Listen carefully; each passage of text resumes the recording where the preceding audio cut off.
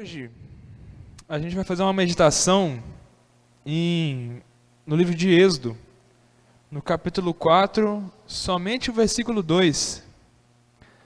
Essa meditação aqui foi uma meditação que o pastor Marcelo Gualberto fez num treinamento que eu fui do Estudantes em Ação, lá em Belo Horizonte. E ele fez essa pequena meditação somente nesse versículo. É até estranho, né? Porque geralmente quando a gente vai fazer uma pregação, é 5 versículos, 10 versículos. Mas esse sermão aqui, essa meditação é apenas em um versículo. E a gente vai ler uma vez e depois eu quero que os irmãos também leiam de cor, porque é bem pequeno. Então vai ser fácil decorar esse versículo, né? Êxodo 4, 2 diz assim, né? Vamos ler todo mundo junto? Perguntou-lhe o Senhor: que é isso que tens na mão?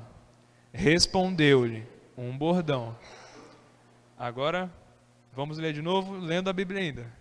Perguntou-lhe o Senhor: que é isso que tens na mão? Respondeu-lhe: um bordão.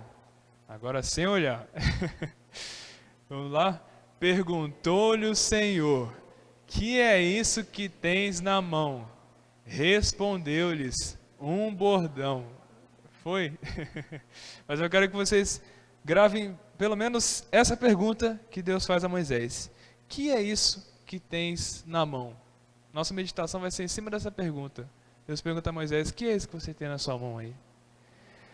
E a partir dessa pergunta, nós vamos analisar 5 grupos, 5 tipos de pessoas que veem essa pergunta de uma maneira diferente. Não entende essa pergunta como ela está sendo feita aqui. Ela entende de outra forma. E provavelmente você vai se ver encaixando em alguns desses 5 grupos, porque eu me vi pelo menos em 2 ou 3 aqui. Mas antes disso, vamos fazer uma breve oração, né? Senhor meu Deus, a Tua palavra foi lida e está aberta diante de nós. Nos dê sabedoria para compreendê-la, interpretá-la. Nós possamos crescer, ó Deus, assim a começar em mim, e também os irmãos possam crescer com essa breve meditação para a glória do Senhor. Seja falando através de mim, que não seja apenas eu, Senhor, mas o Senhor. Nós oramos em nome de Jesus. Amém, Senhor. Então, eu falei que são 5 grupos, e o primeiro grupo é o grupo dos murmuradores. O grupo dos murmuradores lê esse versículo da seguinte forma, lê essa pergunta da seguinte forma: o que é isso que você não tem nas mãos? Os murmuradores leem assim: o que é isso que você não tem nas mãos? Esse grupo é muito conhecido por ser pessoas que nunca estão satisfeitas com o que têm. Sempre estão preocupados com o que não tem. E quando eu vi esse grupo aqui, eu falei: rapaz, olha, tem muito de mim aqui.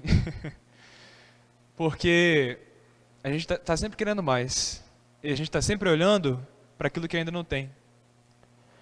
É engraçado que o próprio Moisés estava se encaixando nesse grupo aqui. Nesse momento que Deus, que esse capítulo 4 fala, né, do encontro que Deus teve com Moisés, lá no monte, diante da sarça ardente. E Moisés estava murmurando. Deus estava convocando Moisés para poder cumprir a missão que Deus estava colocando para ele, e ele estava murmurando. Não, mas eu não sei falar. Não, mas tem gente que fala melhor que eu, mas eu sou... Poxa, eu fiz várias coisas erradas lá, não tem como eu ir. Não, mas isso, não, mas aquilo outro. E falando só do que ele não tinha. Enquanto a pergunta que Deus estava fazendo é: o que você tem na sua mão? E é engraçado que Moisés teve que enfrentar essa mesma dificuldade, enfrentar um povo murmurador, que ele levou para o deserto. Porque eles chegaram no deserto, eles recebiam bênçãos uma atrás da outra. Mas o povo só sabia o quê? Murmurar. O povo só murmurava. Caía maná do céu, todo dia tinha maná. Eles eram cobertos por uma nuvem durante o dia para proteger do calor. E durante a noite, para proteger do frio. E eles continuavam reclamando. Não, porque lá no Egito era diferente. Ah, no Egito sim, tinha comida boa, a gente sofria lá apanhar, mas não, lá tinha comida boa pelo menos. Estão reclamando. Irmão, me desculpe que eu tô meio gripado. Acho que eu vou beber mais de um copo. E eles não paravam de murmurar. Foram 40 anos no deserto, murmurando, reclamando com Moisés, falando que ele não tinha liderança, e Moisés teve que conviver com isso. O povo murmurador. E hoje diferente? Não é não. A gente continua do mesmo jeito, né? A gente recebe a salvação, aí beleza, aquela coisa, fui salvo, que maravilha. Aí depois já começa a reclamar das coisas. Aí já começa a reclamar da igreja, começa a reclamar que o culto está demorando demais, que esse louvor está desanimado, que minha vida só piora. E a gente esquece de agradecer pelo maná, pelo nosso pão de cada dia. A gente começa a esquecer de agradecer das pequenas coisas que a gente recebeu. Porque a gente só pensa naquilo que a gente não tem. Eu me vi encaixado bastante nesse grupo aqui. E frequentemente eu me vejo. E às vezes eu me pego de surpresa assim. Nossa, mas que murmurador, cara. Eu reclamo demais. Por que eu estou reclamando? Porque a gente está sempre almejando isso, cara. Não, eu ainda não tenho isso. Não, mas poxa, eu ainda não tenho emprego, né? O dilema do jovem quando chega na cidade que não consegue um emprego ainda, né? Nossa, mas eu não consegui nada até agora. Mas às vezes eu esqueço de agradecer pela faculdade que eu ganhei, pela roupa que eu tenho para vestir. E a gente se esquece. E às vezes você está se encaixando nesse grupo, às vezes você está pensando assim, nossa, mas eu ainda não tenho aquele carro. Eu não tenho a minha casa ainda para morar, que eu posso chamar de meu ainda. Né? Quem dera se eu tivesse isso. Mas a pergunta é, o que você tem na sua mão? 1 Tessalonicenses 5,18, o que fala lá? Em tudo dai graças, porque esta é a vontade de Deus, em Cristo Jesus para convosco. É tão difícil a gente parar para agradecer, né? É tão difícil a gente parar uma hora do dia e analisar, o que eu posso agradecer? A gente canta até, né? Bênçãos que nem sei contar, mas a gente não conta. A gente não conta nem duas. A gente para orar, a gente só sabe pedir. Né? Só sabe pedir, abençoa, fulano está passando mal, abençoa a minha vida, me dá um estágio em nome de Jesus, mas não agradece. Esse é o grupo dos murmuradores. Você se identificou? Eu me identifiquei bastante. O segundo grupo é o grupo dos sonhadores. E esse aqui, nossa, mas eu me identifico demais esse aqui. Os sonhadores, eles são um pouco parecidos com os murmuradores também. Porque eles entendem essa pergunta bem assim, o que você gostaria de ter nas mãos? O murmurador, ele reclama do que ele ainda não tem, né? Ele só sabe o que ele não tem. E o sonhador, ele só fica almejando. Ele fala, o que você gostaria de ter na mão? Eu quero isso. Se eu tivesse isso. Se eu tivesse dinheiro, eu ajudava os pobres. Se eu soubesse falar, né, como Moisés falava aqui. Se eu não tivesse essa gagueira aqui, nossa, aí eu ia chegar lá, mas ia quebrar Faraó de cima a baixo, que não ia ter quem me segurava. O que eu gostaria de ter na mão? É o grupo dos sonhadores. Fica sempre esperando, nunca se contenta com o que tem. Nunca é o bastante, nunca tá bom. Não, mas se tivesse isso aqui, aí sim, eu seria, nossa, não ia, quem que ia me segurar? Se eu tivesse isso aqui, às vezes eu fico pensando assim também. Nossa, mas olha, se eu tivesse carteira de motorista, minha vida ia mudar, assim, porque eu ia ajudar todo mundo, ia dar carona, ia levar minha mãe para fazer compra quando precisasse. Mas o que você tem agora, Reda, na mão? O que você pode fazer agora? Você pode lavar umas vasilhas? Então lava. Você pode lavar o banheiro? Então lava. Você não tem uma carteira ainda, então o que você tem na mão? Um outro problema do sonhador é que ele tem dificuldade de depender de Deus. Ele tem dificuldade de depender de Deus porque ele não acredita que Deus vai sustentar ele. Ele só acredita no que o outro bem que ele vai possuir, ou a outra coisa que ele vai alcançar, que vai melhorar a vida dele. Mas não é. O cristão tem que depender de Deus e não depender de sonhos. A gente não depende de sonhos para viver. A gente depende de Deus, a gente depende da graça dele. E é um problema sério do sonhador. Estou falando isso por vivência também. Por sempre ficar sonhando demais. Sonhando acordado, às vezes, sonhando.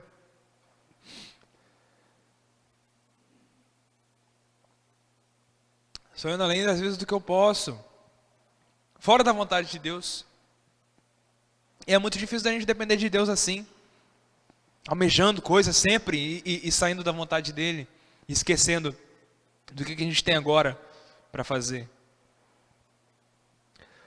A gente deve ressaltar que sonhar é algo que não deve ser totalmente excluído da nossa vida. Porque se a gente deixar de sonhar também, a gente deixa de viver, né? Uma das características do ser humano é o sonho. A gente não deve parar de sonhar no sentido de ter esperança. Isso sim é um sonho bom. A pessoa não deve parar de ter esperança de que as coisas podem melhorar. Essa é uma maneira boa de sonhar. De você depender de Deus e crer que Ele pode melhorar as coisas. Crer que Ele pode mudar a sua situação. Não do jeito que você quer que Ele mude. Ah, mas se Deus mudasse desse jeito aqui, nossa, ia ficar perfeito. Nossa, minha vida ia ser, não, meu Deus. Não ia ter palavras. Mas a gente não quer depender de Deus. A gente não quer saber qual que é a vontade dEle. Por isso que é tão difícil o sonhador ser dependente de Deus. Mas a pergunta é, o que você tem na sua mão? O terceiro grupo é bem parecido ainda. É o grupo dos futuristas. O que você terá nas suas mãos? Tome água, né? O que você terá nas suas mãos? Esse grupo está sempre esperando pelo que ainda vai vir. A diferença dele para o sonhador é que o sonhador fica, né, tendo aqueles pensamentos, às vezes fora do normal. Mas o futurista, ele só fica esperando assim, o próximo dia, o próximo passo.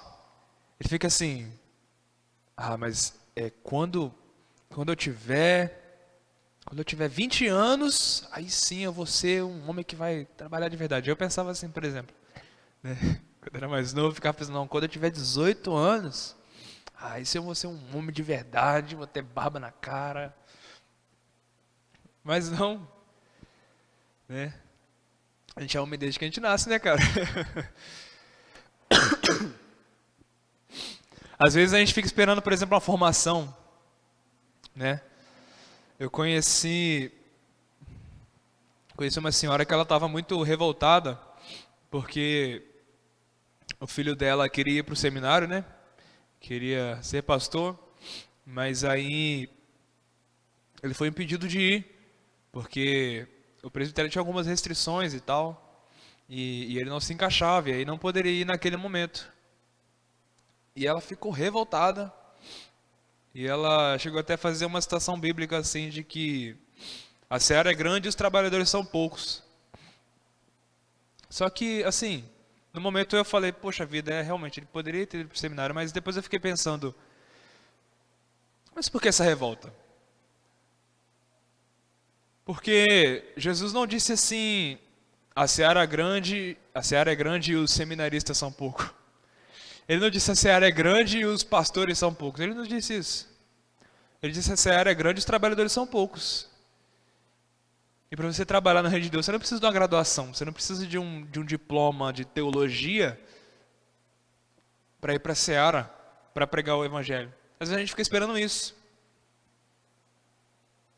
Às vezes a gente fica esperando como Moisés estava querendo ser um eloquente, a gente fica esperando assim para poder anunciar o evangelho, por exemplo.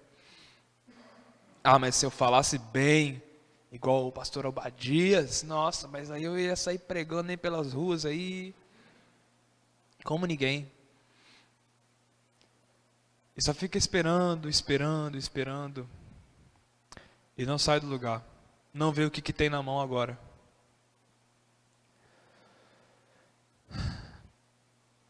O quarto grupo, esse grupo aqui é o grupo dos saudosistas.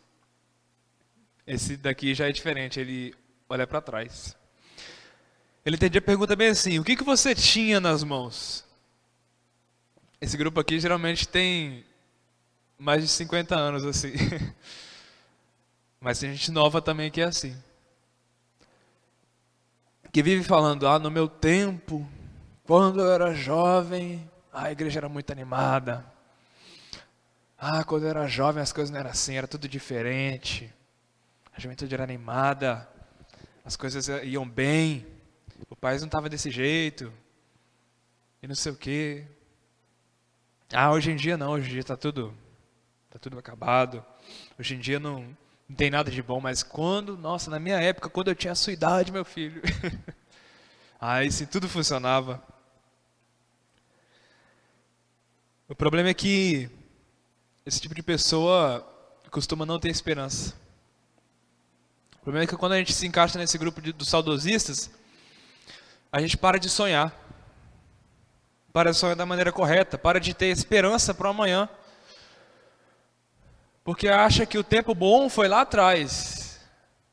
Foi lá na minha época da juventude, foi lá na minha época do segundo grau. Porque agora não tem jeito mais, agora só piora. Agora já acabou e o mundo deve estar acabando já, a besta já deve estar aí já, porque não tem condições de melhorar. E aí a pessoa fica assim nessa vida, e isso só vai envelhecendo ela cada vez mais. O perigo é que pode acontecer, não literalmente, mas pode acontecer algo parecido com o que aconteceu com a mulher de Ló. O que aconteceu com a mulher de Ló? Alguém lembra? Estava saindo da cidade, estava sendo destruída, eles estavam saindo, e eles estavam falando: não olha para trás. E a mulher de Ló fez o quê? Continuou se seguindo? Não, deu uma olhadinha para trás. Aí ela olhou para trás, o que ela virou? Uma estátua de sal.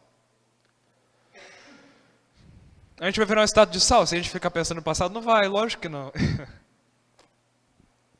Mas é interessante o exemplo da estátua porque quem fica olhando só para o passado estagna,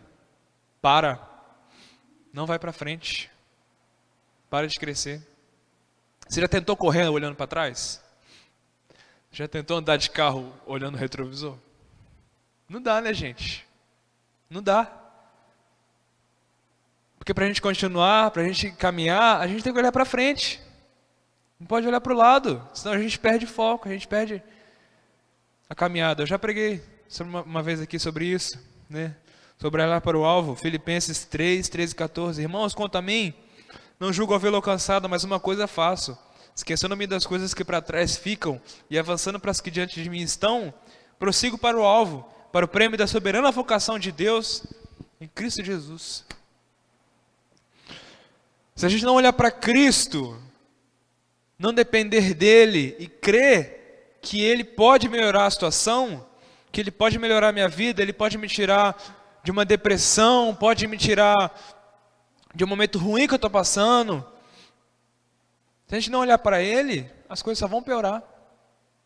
A gente só vai sair do caminho ou estagnar. Nosso alvo tem que ser Cristo, a gente não pode olhar para trás. Jesus falou em Lucas 9:62, ninguém que tendo posto a mão no arado, olha para trás, é apto para o reino de Deus. Aí o exemplo do arado aqui também, os irmãos conhecem mais do que eu, como é que é trabalhar com o arado, né? Você pode dar nem uma piscadinha para o lado, porque senão perde o rumo todo. A mesma coisa na vida espiritual, gente. A mesma coisa na nossa vida. Se a gente ficar vivendo, olhando para trás, olhando para o tempo, no tempo dos meus pais, no tempo da minha juventude, quando eu tinha força, né? Quando eu tinha vigor, aquele vigor para poder sair correndo, né? Se eu tivesse aquela força, mas não é. O que você tem na sua mão? A gente deve ter esperança. A gente deve se encher de ira santa e acreditar. Ah, o que você está falando de ira santa? É se revoltar mesmo, é não se acomodar. Parar de ficar falando, porque no meu tempo era bom, mas hoje não tem jeito mais. Não, tem jeito sim. E aquele papo de que o Evangelho é o poder de Deus para a salvação? O Evangelho transforma, o Evangelho muda. O problema é que a gente não acredita nisso. A gente não acredita que o Evangelho pode mudar. A gente olha para um camarada que está numa situação difícil, está indo pelo caminho errado, está se envolvendo com drogas, a gente fala, não, mas esse aí não tem jeito mais. Isso aí tem que deixar mesmo, porque esse aí está perdido. A gente não crê que o Evangelho pode transformar aquele indivíduo. Desiste muito fácil. E não pode, gente. A gente tem que ter esperança. Tem que ter esperança, tem que se revoltar e tem que colocar na nossa cabeça que nós devemos acreditar na verdadeira religião, que é o que Tiago 1,27 fala. A religião pura e sem mácula para com o nosso Deus e Pai é esta: visitar os órfãos e as viúvas nas suas tribulações e a si mesmo guardar-se incontaminado do mundo.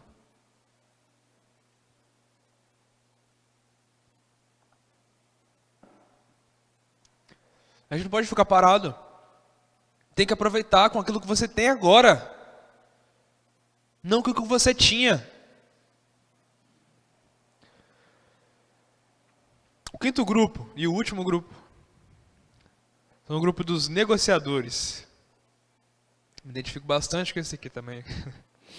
O grupo dos negociadores, ele lê essa pergunta bem assim: o que você tem de sobra nas mãos? O que sobrou na sua mão aí?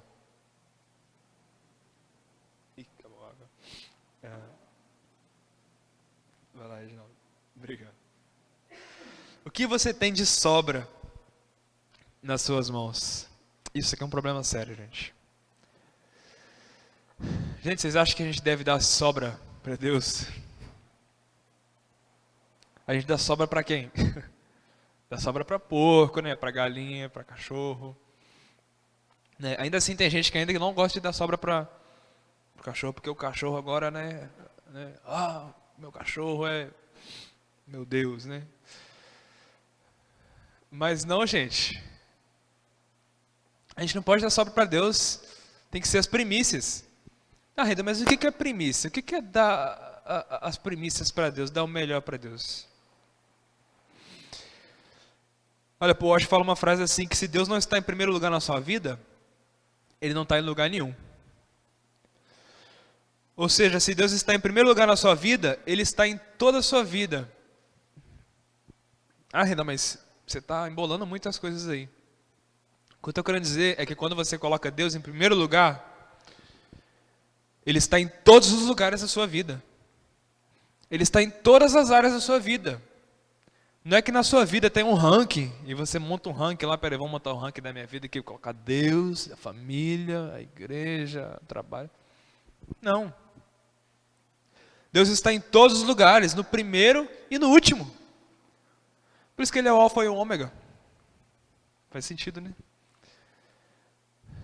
Porque Ele não quer só uma vaguinha, Ele não quer só um espacinho. Deus quer por completo. Por isso que em Lucas 10:27 a gente lê: amarás o Senhor teu Deus de todo o teu coração, de toda a tua alma, de todas as tuas forças, de todo o teu entendimento. E amarás ao teu próximo como a ti mesmo. Dar as primícias para Deus, dar o melhor para Deus, é se entregar totalmente. É não mendigar. Falar, não, peraí, agora eu vou viver a minha vida aqui, né? Vou fazer as minhas coisas, e aí no domingo à noite eu vou lá e dou um pedacinho do meu tempo para Deus, e tá tudo certo. Ou então, o tipo de pessoa que eu já vi muitas, e quando ouve o Evangelho, fala assim, não, agora não. Quando eu estiver bem no finalzinho da minha vida mesmo, estiver assim, beirando na morte mesmo, eu peço perdão, e tá tudo resolvido, né? Tá tudo certo. Quer dar sobra para Deus. Quer dar o resto para Deus. Mas não é. Não é o que você tem de sobra. O que você tem na sua mão agora.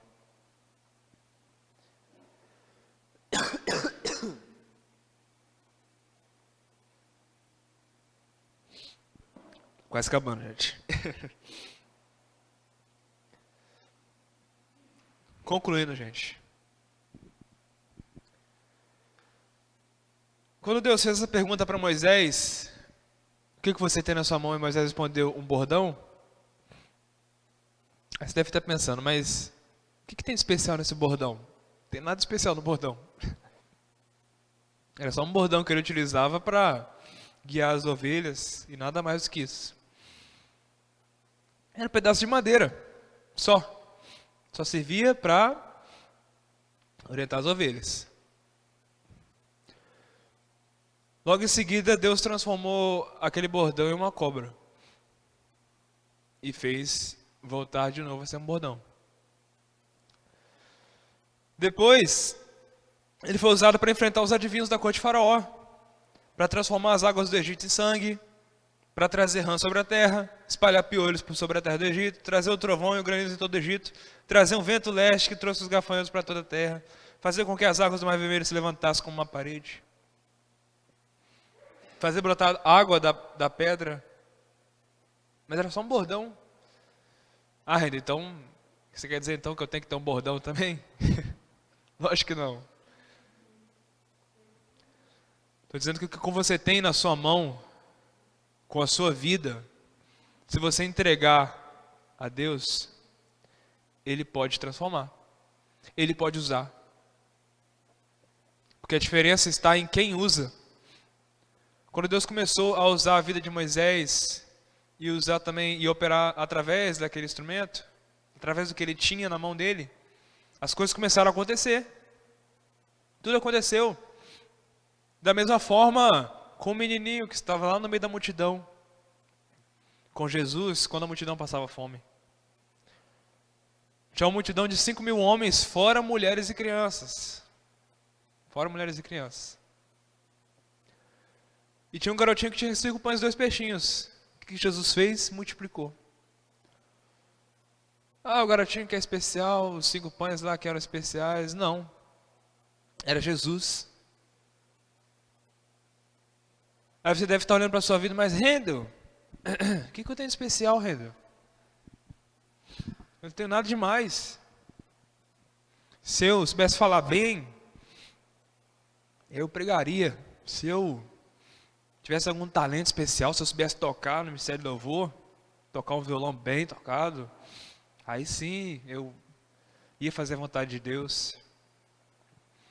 Se deve fazer a vontade de Deus com aquilo que você tem agora, é com toda a sua vida. No seu trabalho, você deve fazer para Deus. Você deve fazer para a glória dele, porque você vai estar testemunhando.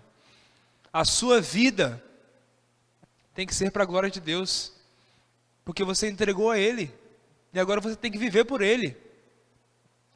Sua vida não é só agora no domingo, é somente no domingo que você vem aqui na igreja que você louva a Deus durante a semana todinha.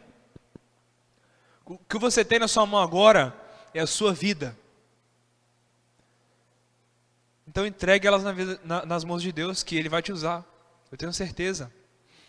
Gente, tem tantas formas de você louvar a Deus. Tem tantas formas. Às vezes você pensa, se eu tivesse muito dinheiro eu poderia ajudar o pessoal que passa fome. Será mesmo? Será mesmo? Eu conheço gente que já mudou a cidade, já mudou o local que estava vivendo, sem receber altos salários. Já transformou vidas, já levou o evangelho para pessoas sem saber ler, analfabeto. Conheço a história de um senhor que se converteu.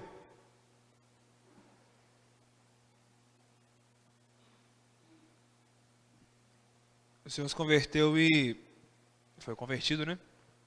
E ele era analfabeto. Aí fala, mas Rendo, aí como é que ele vai fazer? O cara não sabe ler a Bíblia. Como é que você vai querer que o cara pregue o evangelho? Ele decorou João 3,16. Só sabia esse versículo da Bíblia. O que ele fazia? Ele falava desse versículo para todo mundo. A pessoa vinha perguntar para ele, mas por que você crê em Deus? Porque Deus amou o mundo de tal maneira que deu seu Filho unigênito para todo aquele que crê. Não, mas eu quero saber o que é Jesus. Me explica aí. Não, porque Deus amou o mundo de tal maneira que deu seu Filho unigênito. Pode parecer bobo, mas esse homem levou o evangelho para muitas pessoas. E muitas se converteram. Muitos conheceram o caminho de Cristo através desse homem. Porque ele não estava preocupado, mas eu não sei ler, mas eu não tenho capacidade. Ele acreditava, ele sabia que Deus podia usar ele, mesmo ele sendo analfabeto, mesmo ele não sabendo ler, mesmo ele não sabendo escrever, mas ele acreditava que Deus podia usá-lo. A gente tem que ser assim também, gente.